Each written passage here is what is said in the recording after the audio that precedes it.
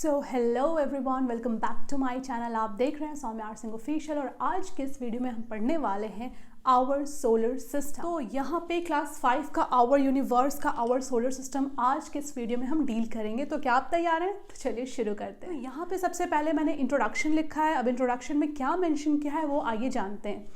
The universe which exist in space is unimaginably big, यानी कि space में जो हमारा यूनिवर्स एग्जिस्ट करता है वो हमारे इमेजिनेशन से भी काफ़ी ज़्यादा बड़ा है। ठीक है, it is beyond human imagination. Okay, and a tiny part of the universe is the milky way Galaxy. ठीक है, इसे यूनिवर्स का एक छोटा सा पार्ट है हमारा गैलेक्सी, जो हमें लगता है बहुत बड़ा है लेकिन एक्चुअली में वो बहुत छोटा सा पार्ट है। ऐसे न जाने कितने गैलेक्सीज हैं हमारे इस स्पेस में। ठीक है, अब कह रहा है and the solar system is a small part of the milky way Galaxy, और इसी मिल्की वे का एक छोटा सा पार्ट है हमारा solar system, right. And the earth is the part of solar system, और इस सोलर सिस्टम का पार्ट कौन है? इस सोलर सिस्टम का पार्ट है हमारा अर्थ। ठीक है, now it's quite understandable at how enormous our universe is. तो क्लियर हो गया कि कितना बड़ा हो सकता है, इमेजिनेशन से भी काफी ज्यादा बड़ा। तो चलिए आगे बढ़ते हैं। नेक्स्ट पार्ट है हमारा क्या? यूनिवर्स। तो यूनिवर्स के बारे में मैंने कुछ चीजें मेंशन की है। लेट्स सी मैंने इसमें क्या लिखा है। Universe is made up of millions of Galaxy. Universe जो है वो बना हुआ है किस चीज से बना हुआ है? काफी सारे मिलियंस ऑफ गैलेक्सीज से। Okay, galaxies is a group of star, जो आगे आपको मैं बताऊंगी डेफिनेशन। और इस मिलियंस ऑफ गैलेक्सी में से एक गैलेक्सी का नाम हमें पता है, जिसका नाम क्या है? मिल्की वे गैलेक्सी। इस मिल्की वे गैलेक्सी में आता है हमारा सोलर सिस्टम और साथ ही साथ काफ़ी सारे सेलेस्टियल बॉडी, जिसको कि हम हेवनली बॉडी के नाम से भी जानते हैं।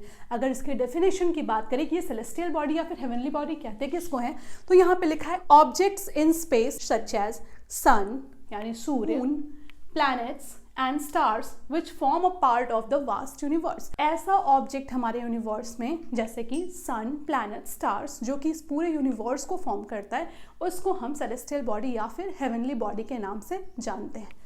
क्लियर है ये चीज? चलिए ठीक है, तो यूनिवर्स में इतना काफी है। आगे बढ़ते हैं। तो ये आपने यूनिवर्स देख लिया, कितना बड़ा है, आपके इमेजिनेशन से भी बड़ा। अब आगे बढ़ते हैं सोलर सिस्टम। सोलर सिस्टम कितना बड़ा है, क्या है, उसके बारे में जानिए। यहाँ पे सोलर सिस्टम के बारे में यहाँ मेंशन है, आप देख रहे होगे यहाँ बीच में क्या है? ये है सन, एंड देन फिर यहाँ पे कुछ और भी प्लैनेट्स हैं। ये जितने आपको दिख रहे हैं ना, ये क्या है? प्लैनेट्स हैं, राइट। ये क्लियर होना चाहिए। और ये जो सर्कुलर पाथ आप देख रहे हो ना, इस तरीके से सर्कुलर पाथ, ये क्या है? आपका ऑर्बिट है, यानी कि वो पाथ जिसके ऊपर सारे प्लैनेट्स सन के राउंड राउंड रिवॉल्व करते हैं, उसको हम ऑर्बिट कहते हैं। प्लैनेट क्या होते हैं? हमारे स्पेस में मौजूद ऐसे सेलेस्टियल बॉडी जिनका काम क्या होता है? सन के चारों तरफ क्या करना? रिवॉल्व करना। और सन क्या है? एक स्टार है और इसी की फैमिली है जिसको हम सोलर सिस्टम के नाम से जानते हैं। ये सोलर सिस्टम में बीचों बीच में पाया जाता है। चलिए आगे बढ़ते हैं। यहाँ पे सोलर सिस्टम के बारे में मैंने कुछ पॉइंट्स मेंशन किए हैं, तो आइए देखते हैं इसको कि ये पॉइंट्स क्या कहते हैं, किस किस चीज़ों से हमारा सोलर सिस्टम बना है। The number 1 thing is what? Sun. ठीक है, उसके बाद जो नंबर 2 है वो क्या है? 8 प्लैनेट्स, यानी 8 ग्रह, सूर्य साथ ही 8 ग्रह और उनके रेस्पेक्टिव मून्स और उनके अपने अपने सैटेलाइट्स या उनके अपने अपने मून यानी कि चंद्रमा। नेक्स्ट पॉइंट ये कह रहा है कि all the planets are constantly revolving around the sun. जितने भी प्लैनेट्स हैं वो सन के चारों तरफ लगातार अपने फिक्स्ड पाथ में घूम रहे होते हैं, और उस फिक्स्ड पाथ को हम किस नाम से जानते हैं? ऑर्बिट के नाम से जानते हैं। यानी कि मैंने बताया था, ये है, मान लो अगर आपका सन, ये जो पाथ है जिस पे कि प्लैनेट्स रिवॉल्व कर रहे हैं, तो इस पाथ को हम क्या कहते हैं? ऑर्बिट। और सबका फिक्स्ड पाथ होता है, फिक्स्ड ऑर्बिट होता है। नेक्स्ट पॉइंट कह रहा है planet listed in increasing order of their distance from the sun. Sun से सारे प्लैनेट्स कितनी दूरी पे हैं, यानी कि इंक्रीजिंग ऑर्डर में मैंने यहाँ पे अरेंज करके आपको बताया, यानी सबसे पहले कौन आता है, सेकंड में कौन आता है, थर्ड में कौन आता है। ठीक है, यहाँ पे नेम मेंशन किया है मैंने, mercury, Venus, Earth, Mars, Jupiter, Saturn, Uranus and Neptune. ये कुछ प्लैनेट्स हैं जो कि सन के चारों तरफ रिवॉल्व करते हैं अपने फिक्स्ड ऑर्बिट पे, ठीक है। तो आइए देखते हैं कि सोलर सिस्टम एक्चुअली में दिखता कैसा है। तो ये देखिए, ये है बीच में आपका सन और सारे प्लैनेट्स अपने अपने ऑर्बिट पे सन के चक्कर काट रहे हैं। दिख गया आपको कैसा होता है सोलर सिस्टम? क्लियर है? अब आप इसको लेके तो कंफ्यूज नहीं होगे, कितना इजी है ना। अगर आप ध्यान दो तो यहाँ पे क्लियरली आपको दिखेगा ये आपका सन है, ओके।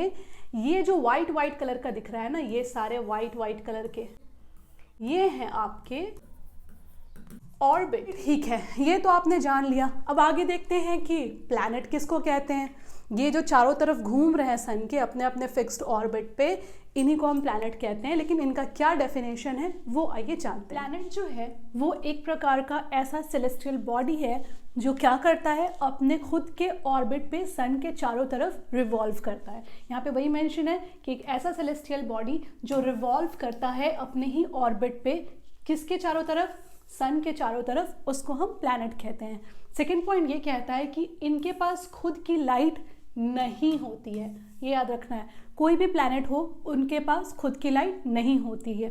हो सकता है कुछ ब्राइटेस्ट अपीयर हो, लेकिन वहाँ होता क्या है, सन की लाइट का रिफ्लेक्शन उसके ऊपर पड़ता है, इस वजह से वो ब्राइट अपीयर होता है। यहाँ थर्ड पॉइंट ये कह रहा है कि टोटल 8 प्लैनेट हैं हमारे सोलर सिस्टम में, जिसमें सबसे फर्स्ट है Mercury, then Venus, Earth, Mars, Jupiter, Saturn, Uranus and Neptune. तो ये टोटल 8 प्लैनेट्स हैं जिसके बारे में आपको पढ़ना है। तो चलिए शुरू करते हैं और बढ़ते हैं हमारे नेक्स्ट टॉपिक की। ये देखिए हमारा सोलर सिस्टम, जिसमें यहाँ सन है, सन की यहाँ पे पूरी फैमिली है, यानी डिफरेंट डिफरेंट प्लैनेट्स हैं।